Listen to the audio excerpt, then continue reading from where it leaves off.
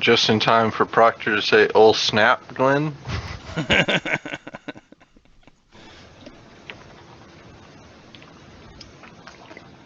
Yeah, it's about. We're getting started on YouTube, Glenn, if you're watching on Twitch.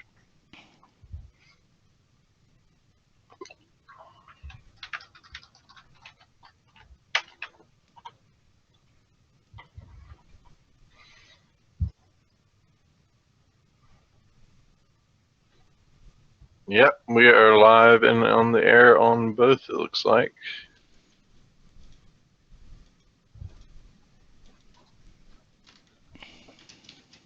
Mute so I don't hear myself.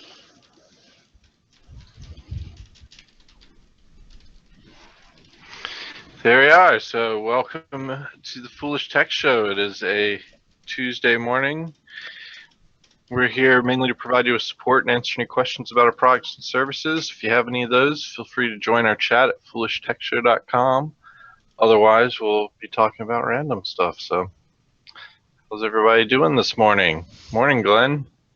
I'm going to repost your link because it has an important message for everyone.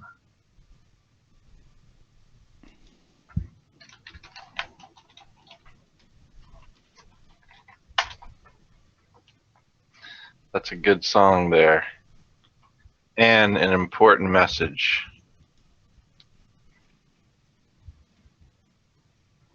I don't know why my sound on my computer keeps going out though. That's weird. Oh well. It is a good laugh to start off the Tuesday. Let's see, what do we got going on today? I've gotten a couple quick tip videos up for Crypto Prevent. One's for the DPI issue, which you shouldn't actually see any issues with scaling on Windows 8 and Windows 10 now. Windows XP through 7, you still have an issue if you have your DPI turned up higher than normal, but it should give you a message letting you know that at least now, and then referencing that YouTube video so you can go and see how to turn it down if you want to apply and change settings in Windows XP through Windows 7. And that should help some people. And then we got one how to create a debug log. Then I was gonna probably try to do one today. Let's see what's on my list of videos to do for Crypto Prevent, and I'll be able to do one of those quick ones today.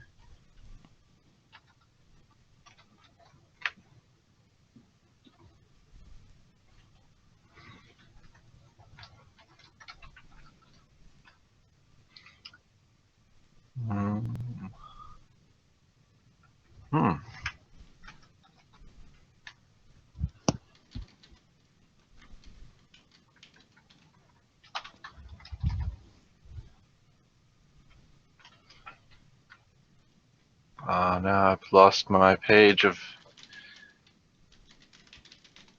things to do for videos. Now I gotta go back and find that. Oh, that's great.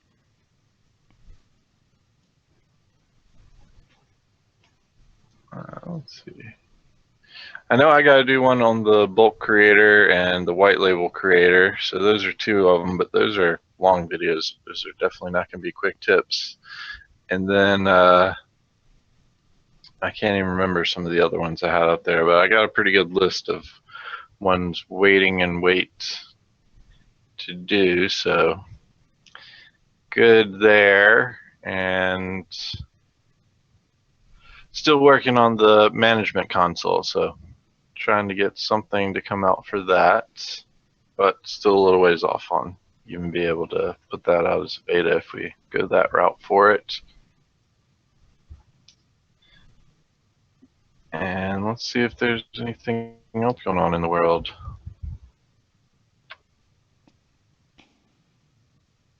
Sad news in UK. Hope all your family and friends are okay if they were over there. They got hit with a bomb at a concert, I think it was, 22 dead and over 56 injured. And they're linking it to terrorists, so. ISIS took responsibility for it this morning, I believe.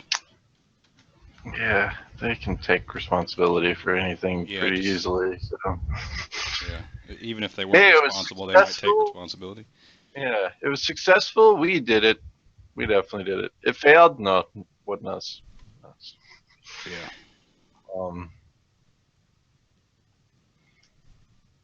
Kind of easy to do that. So I don't really put too much stock in that stuff.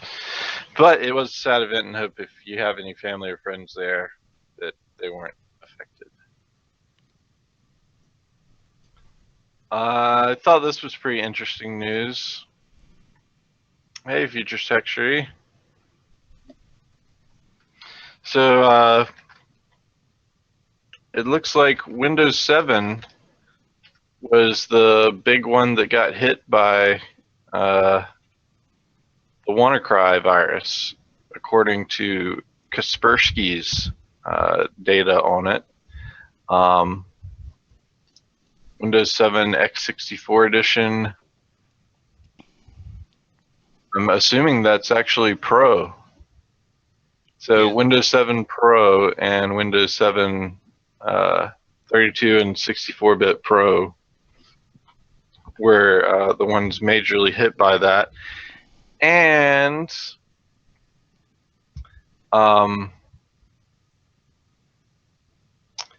isn't that because they weren't doing the automatic updates? I'm pretty sure that's the whole thing behind this, is that if they had been doing the automatic updates, then it wouldn't have spread so hard and fast through there. Right. But yeah, they're saying that over 90% of the computers were Windows 7X 7 Pro, not even Home Edition. It's amazing that so many out there have 7 Pro with automatic updates turned off. I bet that's one of the most pirated copies of OS currently, though. Could be, yeah. And all the people that pirate it are like, oh, I'm not turning my updates on. I don't want Microsoft to steal my license back. Yeah. That's what you get for not coughing up $100. Yeah. Well, to be fair, that was probably 150, 70 when it came out. Yeah. Pro version's gonna set you back more than that. We're also talking about there's a billion and one ways to get a license for like $10, you know. Yeah. There are many legitimate ways to get a good deal on it, because Microsoft literally gives them away in some cases. And all of those people that had pirated copies could have easily upgraded to Windows 10, no charge at all. True. It boots faster.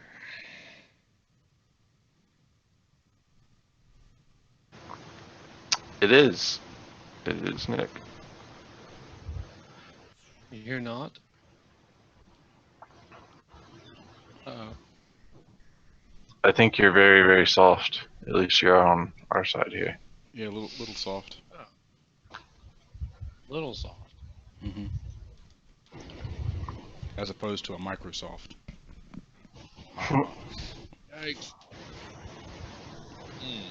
Well, let's fix it.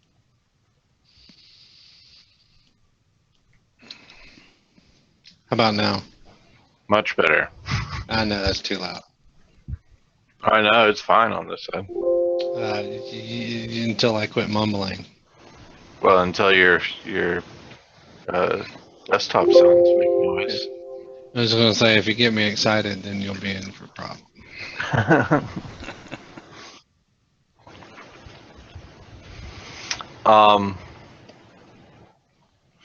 I thought this was a pretty interesting article. So, Israeli courts have ruled that sending emojis are just as good as saying the words for purposes of intent. So if you send a little death icon in a text message, that's just Is there a death emoji? Yeah, probably. There's skull and crossbones. I would imagine you can find it if there's not. What if you misinterpret emoji? Like, I always thought the one with the sideways mouth was like just looking at people funny, was just like looking at people funny. And like, but apparently it means confused. Like, I don't want to tell people I'm confused, all the time. I guess I'm confused at their behavior.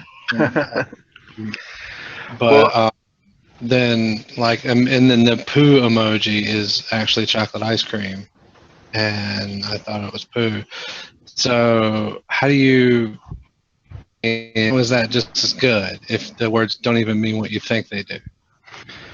well, I think it's whatever they interpret, and as you have figured out that they do have actual meaning. So maybe you should do your research before you just start sending off texts. Well, like Beavis just put in the chat, I was using that years before emoji existed. It was so how. And Those what about actually convert to emojis? I know, and that's the problem. And they actually have meanings as well. Yeah, but they research and find out. Like, you're when, just when can't people just make make up a things up and meaning. say it's mine. Yeah, but when I have been doing it for longer than there was an official meaning, and then you're going to convert that to an emoji automatically on someone's client on the other end, and it's all of a sudden going to mean something that you don't even intend. I mean, no, that's crap. But I mean, that's how language works throughout the centuries. It's whoever like agrees the most on it is. Well, yeah, but right. but the people communicating, have to both be like sort of like in agreement on what is, what I'm saying? Well, apparently in Israel, it's going to be whatever the court interprets your intent as. So that's a pretty hard line one there. They usually aren't very lenient on their interpretations versus yours. So, that being the case, Understand that emojis shouldn't exist anyway, and I hate them, and they don't belong on the Windows 10 desktop. that I agree with. They shouldn't be the reason for iOS updates that Proctor doesn't install. And yeah, and Israelis shouldn't be worried about it. I actually read another article that says using emojis is actually a much more efficient way of communicating. It's an efficient way of miscommunicating, apparently, after what we were just discussing. I would say it depends on what generation you're emojiing to, then probably. Well, you probably got it correct, because the millennials don't actually know what they're saying to each other anyway, like when they use real words. And they use real words that don't mean what they think they mean, and then they use words that they don't need to use at all in sentences that they just don't belong. And gosh, I don't even know why they even bother talking, really. Wasn't it one of you that said something about emojis being similar to like the modern hieroglyphics? Didn't one of you say something about that at one point? Probably. Sounds familiar. Yeah. Probably. I've heard that, I think, from Brantley, maybe. I don't know. Yeah, I mean, emojis are hundreds of or thousands of years old, I guess. I don't know how. I like to use the word hieroglyphics to describe things that aren't actually hieroglyphics. That helps.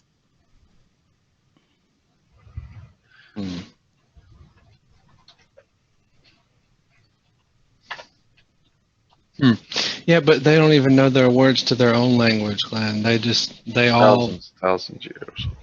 I mean, it's literally like me communicating with one of them with an emoji and an Israeli all in a group conversation. It's even when there's just two millennials. Somehow it's a group conversation of people that don't understand each other. Our children aren't being taught cursive. They aren't, learning how to spell words properly. They have Common Core. They do, but in their text messages and everything, they're using abbreviations and abbreviated sentences, and I mean, I still like text in full, complete sentences. Me too. Me too. Glenn, I think that's Jennifer just was a like, ubiquitous statement there that any generation following the next generation appears to be worse by the prior generation. Like that's just how it's It's just the always way been. things are. Yeah. Yeah.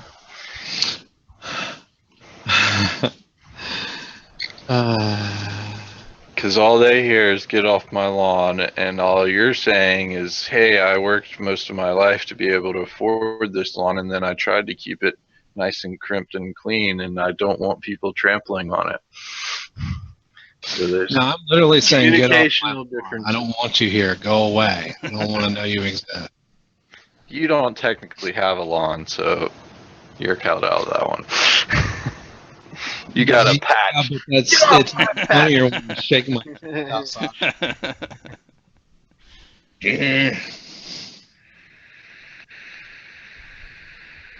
All right, so maybe it was the previous generation that was saying that about the whole they worked to purchase the lawn, and then your generation is just saying get off my lawn, and then I inherited this lawn. how things get lost there. Yeah. So it's just generational things, and I don't know. I feel like I like that's why I liked Twitter so much, is because it forced me to not use to be able to communicate without having full sentences and words and stuff. Like I appreciate that, being concise and trying to communicate in that form. So I do and don't. Like I could appreciate that if the majority of the time people actually, I don't know, express themselves properly. It's most of the time people don't use the same words, and that emoji is going to make it worse.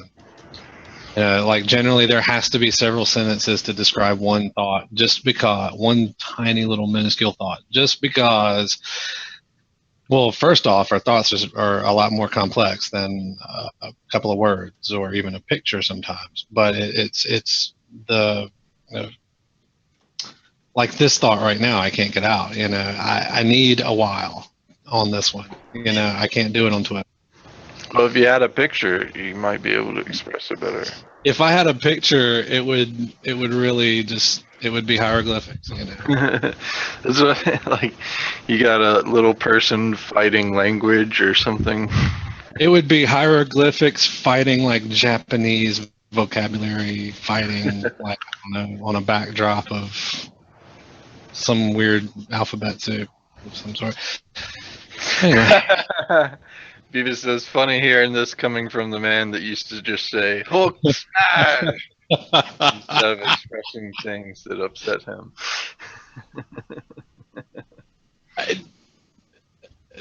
Touche. Touche. I was thinking like, I was thinking about actually something similar to it. I guess it's better than profanity, because that's like when you use the profanity, you really just run out of words. And I don't know. I guess this is better. Anyway. So now they just got a big green fist that you could use to express your emotions. I have that green fist, and it lights up. It's down. It was not why it's not used it before in our chat, even so. Oh yeah. I find that. Glenn had a good one too. He thought he was a baby boomer until it was pointed out that his DOB had him as Gen X, so he started to wear his cap backwards. Yeah. And see, I grew up during a time where we were called Generation X until the new millennia came about, and then they decided to classify us all as millennials, starting with 80 and going up. Prior to that, I'd never heard the word millennial until after 2000. And then they're like, oh, actually, y'all are still in it too. Well, see, everyone in Gen Y thought they were Gen X.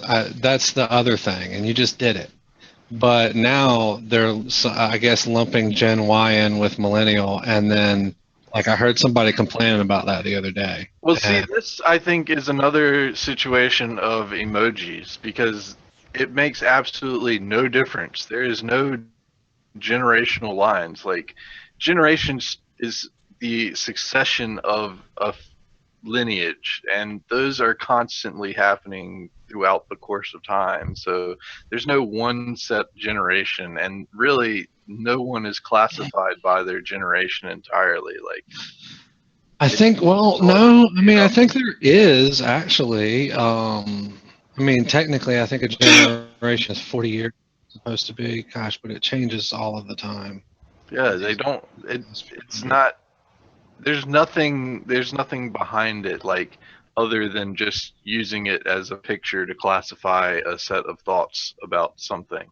Basically. The same thing as emoji. So if you don't like emojis, you can't like that either. So And you know, Glenn, that's why we're headed for idiocracy. He says many of the current batch don't know how to ask why.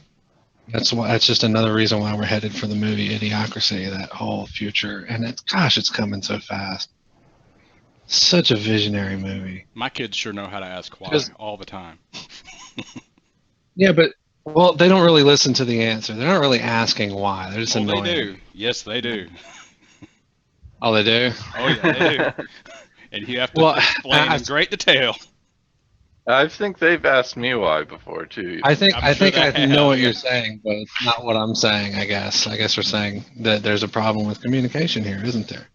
Beavis, it's quite possible after the events of the past week, and so I do have gray hairs coming in, but it's probably just the reflection of the lights. I have them like all on the sides of my head, like a Reed Richards comic character kind of thing. So the old Nick Fury. White. So now for something completely different. There's a good discussion going on Slashdot about which IT jobs are bound for extinction, and they're mainly focused on. Oh no, they kind of hit them all there. So like, one person is saying that C and C++ is going to be obsolete fairly soon, and that the entire world has gone to Java or .NET. But you'll still find people able to do those as maintaining systems. And I thought that was a pretty interesting point. The few bullet points down is that basically you have to constantly learn the newer languages if you're going to be in programming side of things, and to be able to stay relevant. Otherwise, you're not going to be able to create new products. You're only going to end up maintaining old systems and trying to keep things running. So, and eventually those will go out the door as well fairly quickly. Tell that to all the people who went to school to learn all the things they're now saying are going out because they just got out of school and they're looking for jobs in these technologies. Yeah, that's what they're saying. Is if you're going to be in those situations, you're going to have to keep learning for like years, I would imagine. Well, I mean, you know, the kids coming up that have just graduated with these degrees and then they've specialized in this language or whatever. Now they're SOL, I guess, already after 4 years. Pretty much, yeah. By the time future, but see, the problem is. There's a new language, and you should have learned that one instead. So. Well, that's what they are saying, but that's because they are driving new product frameworks and not necessarily new products. So the people driving the new products are the people who are already established and know what they're doing in the language that they already know. Well, like there's other points too. The people moving to the cloud has reduced the needs for network engineers or system administrators and smaller. Does anyone know that the Windows API is like 30 years old, over 30 years old, based on C? I heard that that's going out too, but really? I mean, you never know. Windows could be out in the next 3 years. If it does, it's because of that. It's because of Google or something. It's not because, you know, Microsoft wants to change it. It's because, I mean, it's not like these languages are the ones that wanted to change it. The other people have come out with new things, and people have moved. Mhm. Well, yeah. Well, yeah, but yeah. I mean, I guess my point is that it's tough for people to move to that when they get educated on something, and then they try to move to that. There's already something else that people want to move to. And meanwhile, the people who've been doing the other thing with the other thing that works well enough already are still. Actually, that's one of That's the how it's bullet been points. for 30 years anyway. That's basically one of the bullet points here is that the rise of Azure and Linux takeovers put most of Windows admins out of work. Many of the old colleagues have retrained for Linux or just gone to something else entirely. Hmm. So you can see that, like, there were a lot more. I was a system administrator for a small business. I highly doubt there would be much of a need for it now, especially there was another article which I didn't make note of, that more and more workers going in are IT savvy versus back when I was a system administrator, not a single other person there knew how to run a computer. And Mhm. that is diminishing. So it may end up being that the tech jobs that you're used to, they're not going to be there because See, I don't know. See, this gets back to the millennial thing because I know 20-year-old, I will call them kids, but I know 20-year-olds who still use and share an email address with their parents in this area. No one in this area is concerned with technology unless it's a cell phone, and they don't care how it works. They don't ask why, Proctor. They just want it to work. And they're not tech savvy, okay? They're not, okay? They're not going to be tech savvy unless it involves Facebook. And even then, they can't figure out half of the stuff it probably could do for them. Well, maybe not. Let's take that back. Anyway, their phone, anyway. They can't figure that out. They can use the Facebook on it. They can make a call maybe, but that's about it, I think it's probably, I mean, 20-year-olds were born when the internet was in its infancy, so they they are probably still the ones that are like using AOL Messenger right now, which still exists if anyone wants to go out there and use it. My Um, attorney uses AOL desktop and yeah. AOL email, by the way. I just thought I would point that out. Oh, I've seen several emails in our support system from AOL.com. Yeah. My head. Yeah. You want to try it's hilarious when you really think about how can you receive, what do you use to receive this file, this what can you use it? Do you understand what an archive do you know what the password's for that I gave you, the other day? You don't have no, I will not email that to you. I will not attach that in an email. Are you serious? Yeah, come on. I'll just print. I, li- ser- I gotta share this. I gotta share this. Send a link for my attorney to access some documents just on Google Drive. Password protect. Hey, you have mail. Thank you, baby. Just on Google Drive, and all she needed was a Google account or whatever with that AOL email address. I know she's got to have one. She's got an Android phone, but she sends me an email back. Can't access those. Can you just scan them and send them to me so I can review them tonight? Scan them and just they're digital already. I'll print them and bring them by your office tomorrow. Yeah, I think that, like, Proctor's generation of kids are going to be the ones that technology in and out type of thing. So not Maybe. maybe not the in-depth side of things, but they'll be more apt to be able to look into those type of things. At least it'll be better than the people that are just like, hey, my icon's gone. What happens now? Yeah, yeah. Well, I mean, that's how they are right now, anyway. The youngins coming up and getting jobs in the industry right now. That's how I'm seeing them now. It may be different, say in Beavis's area where You know, he's like in a city and stuff. But Yeah. I don't know. I don't see people caring about how things work, and I don't see them getting any better. Like, it seems to me they're just getting worse. It's like, you know, when you give the monkey the typewriter and you give enough of them enough typewriters or something, and they're going to produce some literature. No, because we've given millennials cell phones and they still can't do anything, you know?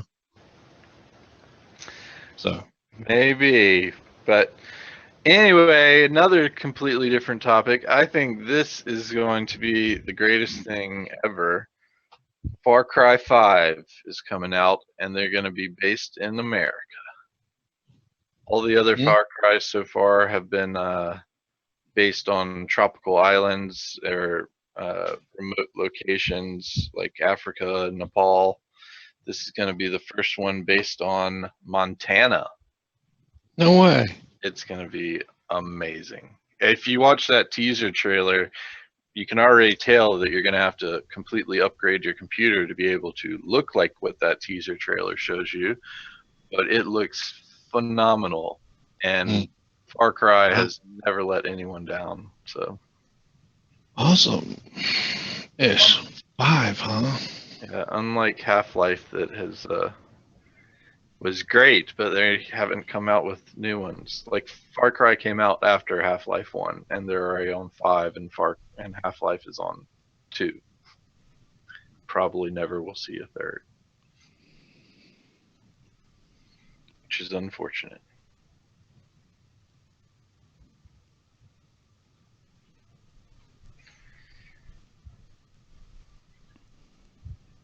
So Glenn has a client that has the tech-savvy upstart follow him around to learn the ropes, so that so far all he and I have been doing is fixing his mess-ups. Yeah. Yeah. And see, I think that's probably going to be more of the general tech support that we're used to, is going to be going in and training some users that do know how to comprehend technology, and then they'll maintain it for the business and call you for smaller questions, which I think actually may be a less frustrating tech experience. But Mm-hmm. Mm-hmm. like, I was always happy when I found situations like that where I could walk into a business and found that one person that knew what I was talking about and could listen, and was like, all right, so just do it this way. If you have any problems, then call me and I'll help you from there. But if you want to help everybody else with all the other little issues, Yeah. go right ahead. Please do so. Mm-hmm. So Well, yes and no. I mean, you only want to do that. You want to be like, well, okay, I see that you can do this well. Teach others. You know, help others with this. yeah, That's it. Don't don't venture outside the comfort zone, please. yeah. You know, And learning that boundary can be Now, the harder, ones but that think they know what they're talking about, think they know what they're doing, and they have no clue are the dangerous ones. True. Yeah, very true. like all the There. ones that don't have protected operating system files hidden. What? Apparently, there's more people out there than I thought that do not have protected operating systems hidden, or protected operating system files hidden, and then freak out when a whole bunch of protected operating system files appear on their desktop. You know, honestly, as a tech, I always had them unhidden for a billion years, and it annoyed me. You know, and that's even the default in D7 too. When you start it, I believe it's default is to turn that off. But as a tech, well, see, even on my personal systems, I would always have them unhidden. Well, honestly, now I actually made the change. You know, a few years ago, I was like, I am so sick of seeing the desktop.ini on the That's desktop. You know, why it's go ridiculous. away. I hate Yeah, that INI go. file. I didn't make that Yeah. change until the honeypot feature in Crypto%. But But I do see it, because I mean, the same way as when people wanted hidden files, you unchecked both of those options. You showed hidden Yeah. files and you unhid the protected operating system files. But Well, now I do still have hidden files in there. I mean, I do want to see those. I Yeah. like the fact that they're, fadey, translucent, but I don't, I mean, I'm not trying to see no protected operating system files unless I'm trying to fix a computer. Yeah, which is why D7 should disable that default there. But, so it's interesting on that side. Gosh, even as a tech, we just turned that off. No, I mean, except for Proctor. But. So, speaking of the tech industry, this one is fairly interesting. So apparently, a judge has ruled it's okay if Best Buy Geek Squad workers search your PCs for illegal content. You're kidding me. So doesn't that have wide? Actively search your PC. That's a total violation of privacy.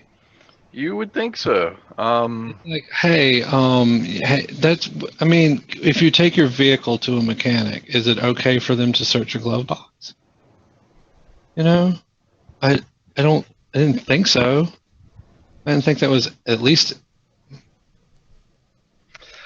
I mean, that may be the case here, is that we go in assuming there's that right to privacy, but really when you hand your keys over, they could be doing anything the entire time. So I've always said, as a tech, that if I run across something, I run across it. I mean, what are you going to do? You can't not do that. And obviously there have to be expectations, but if you take your computer somewhere for, something random that doesn't involve going into a deeply nested subfolder looking for prawn, or just whatever could be there, that's not cool. That shouldn't.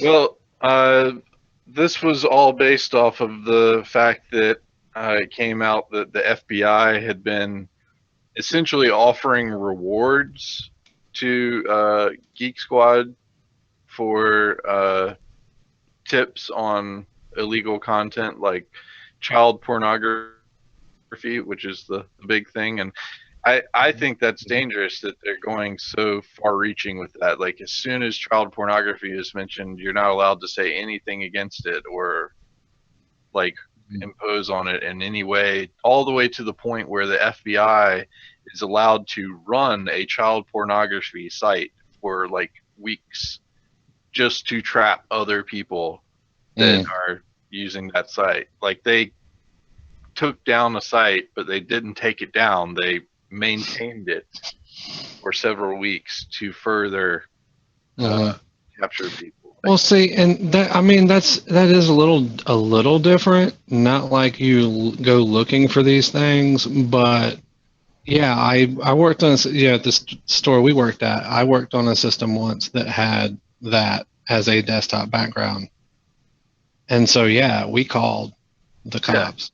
And there was already an investigation on the dude, Well, and I agree with you, is that you have if you come across things, but you shouldn't be actively invading privacy of people that are trusting you to do things for you.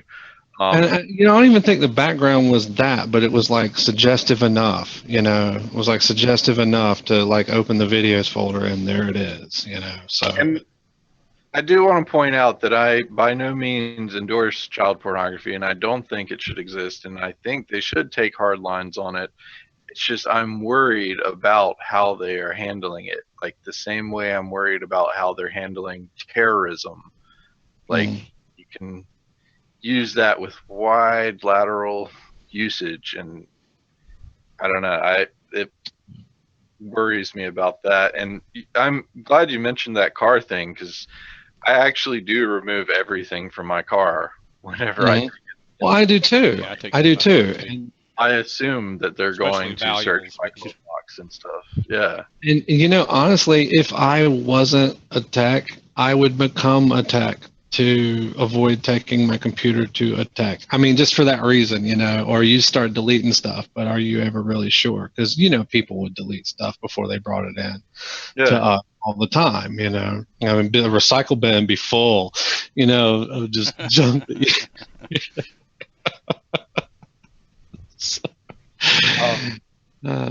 But yeah. Yeah, I'd be interested if they were going through and like not only searching computers but searching deleted files and like doing hard drive recovery just to see if they can pull anything back off of it. Yeah. Yeah, that would be. So what methods are they using to determine if the content is illegal? I have to read this here. But see, then I guess you got, I mean, at some point, where is the distinction also with the fair use and also, I own this media, a hard copy, which I guess the law still says one thing and another thing since the whole Sony Betamax, was it Sony? You can have the whole, I forget now. It's been so long. Like no one cares anymore. The lines are so blurred. But. Yeah. I wonder what the laws are and what courts have found in the cases of, say, you have a contractor come into your house to do some work. Are they allowed to snoop around your house to look for illegal items? I doubt they are. Yeah, that's a good point. And this is basically well, I don't know. Did same concept. I would wonder if there would even be laws on these type of things. Like, has it? Would they hear a child in the basement calling for help? Or well, I think if you hear somebody calling for help, that's yeah. Well, that's the coming across. You weren't searching for it.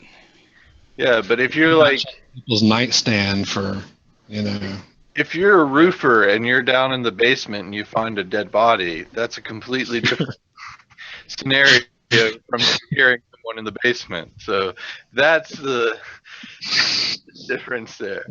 Yeah, I dropped a nail. It fell down and across his body. So that's what happened here. But yeah, I'd be interested if there were any laws like that, because I think a lot of people would assume that situations like that, they have a reasonable right to privacy. But I mean, if you let a cop in your house, they're allowed to search around and snoop. So actually, I feel like it's probably not what we would generally assume. This article actually, it specifically mentions a relationship not only with Best Buy asking them or something, but with the FBI and Geek Squad. I guess the next question, I just made an assumption, but I guess the next question is this only Geek Squad or does this apply to everybody? Does it apply to Proctor's store? That's what I'm wondering. I think it would apply to anyone. I mean, if it applies to one you would business, think it would, but it's specifically talking about a relationship between FBI and Geek Squad. Well, the relationship was they were basically offering bounties for people finding stuff. Oh. So it was like actively encouraging Geek Squad technicians to search through your drives and find stuff. Like, and when that article came out, there were like times where people would say that they would actually keep computers for an extra day or two to search the contents of the drive because they could get up to like $500 if they found something and turned it in that led to an arrest. So, yeah. Wow, that's insane. That is insane. I was about to be facetious. I guess not. Okay. I think there was one guy that said he made more off the FBI bounties than he did working at Geek Squad, like take home pay. Wow, so they had that many computers come in that qualified for a bounty. That's scary. Yeah. Well, they can't get paid a lot, but I mean, obviously they have no education. You get one bounty, and you're like, you made more than you made at your job. They're probably not even a step up from fry cook at McDonald's. So, just to be fair, but.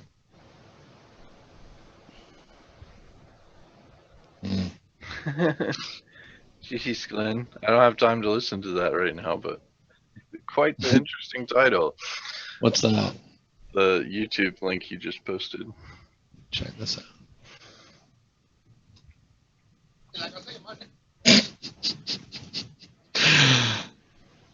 Okay. Well, what is she identified as? African American.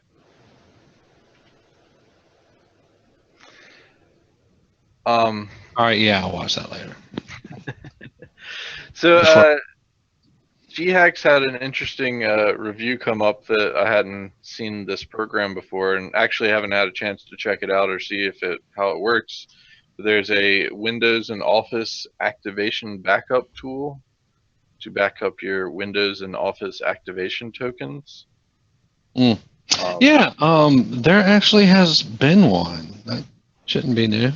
I mean, but it's just a review that he did. He reviews older software times too. I was gonna say, I know there's, I haven't seen this one. One that was an app in D7.2 used to do that, although it never did it well. To any sort of consistency. Mm-hmm. How about this one? Should read it. I mean, it doesn't say much other than it seems like it works possibly. ABR, that's it. Okay, they have the same limitations. And he actually says this program has not been updated in a while, and unfortunately it seems dead right now. Oh, yeah. It's only Windows 7 or older version.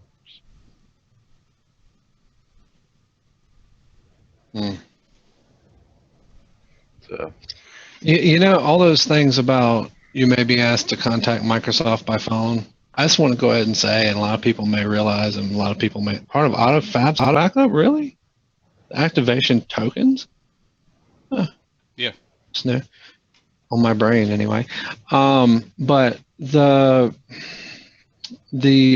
whole calling Microsoft thing, yeah, that usually works out. I mean, that's always worked out for me as a tech on the bench. You can call Microsoft and be like, like for the first little while, it would be like, gosh, I hate this. And like I got denied once or twice, but after a little bit, it was like you call Microsoft, you're like, well, yeah, it's a new board. And just always say it's a new board. It's a new board, whatever. Replaced it. Even when they quit. They started being strict on all this stuff. It's a new board. Yeah. It was always less time to do that than it was to fiddle with sticks. Yeah, I feel the same. However, now you don't have that. You have to deal with internet activation. So, See, I've even had that, like the ABR thing, like work for a little bit, and then before the system's ready to go out the door, it just quit working. Or the person calls back tomorrow. And it's like. So I'd rather not fiddle with any of that. But it's just me. So another interesting one is apparently we've been telling everybody to move to SSDs without realizing that we're essentially opening up a entirely brand new vulnerability to their systems. SSDs manage their data through a program essentially on the system or on the drive, so that program can have vulnerabilities, and then those can be exploited and your data ransomed or deleted or manipulated. So I thought that was a pretty interesting article to think about what you're doing there and how it works out. So. Right. That is interesting. Oh man, I'm still tripping on this FBI thing. I'm still trying to wrap my head around those implications. Yeah, I thought that was definitely an interesting thing for our industry, especially. Yeah. Well, you want to wrap it up? I think you about out. I'm out. Yeah, I think so. I think my parents are out. Mom's is visiting. She's still here. And before the show, I didn't get to see them. And I heard all this, I think they were remodeling the house down there. I'm not sure what was going on earlier, but it's all of a sudden quiet. So I think they're up.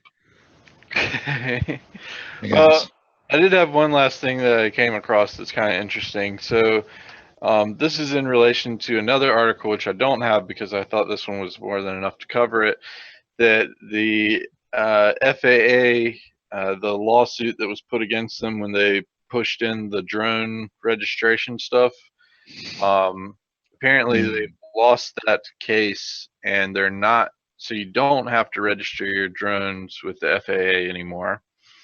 And they're probably going to appeal it, and then Congress might just write laws that say the FCC or the FAA has the right to do this and enforce this. But currently, it's changed to now where you don't have to register. However, DJI has taken a proactive step, and they did this prior to this ever coming about, that if you want to have your drone work unlimited to the respects that it can use its capabilities, then you have to register with DJI or DJI. I don't know why I keep saying G, but I thought it was interesting that the company has already gone ahead and taken the proactive step to make people register so that that drone is tied to that person, because I feel like that's essentially what the FAA was trying to do, was get some accountability for drones that are out there, and the only way to do that is if someone maintains who owns that drone. So if they go to the company for it, or if they go to the FAA, same way, either way. I think it's just better that people aren't able to just buy a drone and then go fly it into a crowd somewhere and then walk away completely untethered or tied to it. So yeah. just thought it was interesting there. So otherwise, we can wrap it up, I guess. Okay, awesome. I'm actually now interested in what Glenn's talking about, but I really should get downstairs. But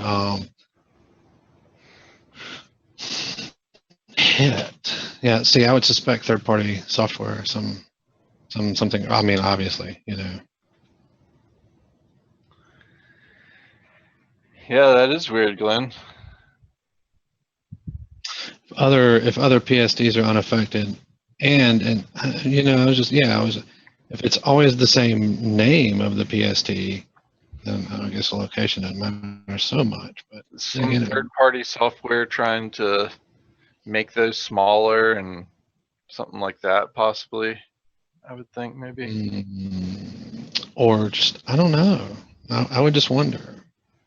I just immediately think of the days when Proctor had roaming profiles, and he would log in to the front counter PC or his office in the back at the computer store, and it would take like 30 minutes to log in because of his Outlook PST and the roaming profile. Yeah, Have data roaming.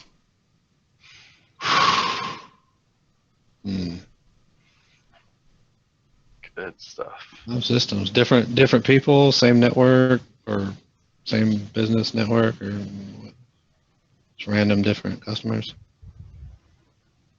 Have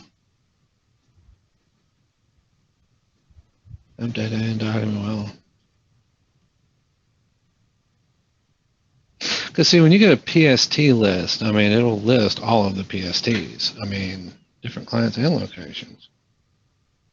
I don't know. Maybe that's a wake-up call to change the name of your PSTs. Because I mean, if they're not hitting other PSTs on the machine, then it's a hard-coded, it's a static thing. It's not going to be related to anything like setting-wise, because you would get a list of PSTs used by Outlook versus just like knowing the name of something to hit, like you say. Yeah, I gotta go too. All right, sure. You have a good one.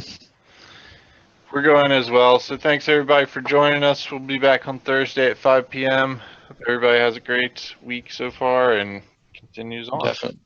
Definitely, and hit and get back to us on that one on Thursday, Glenn. Especially if you figure it out. Yeah. Later on, peoples. Take us on out, Proctor.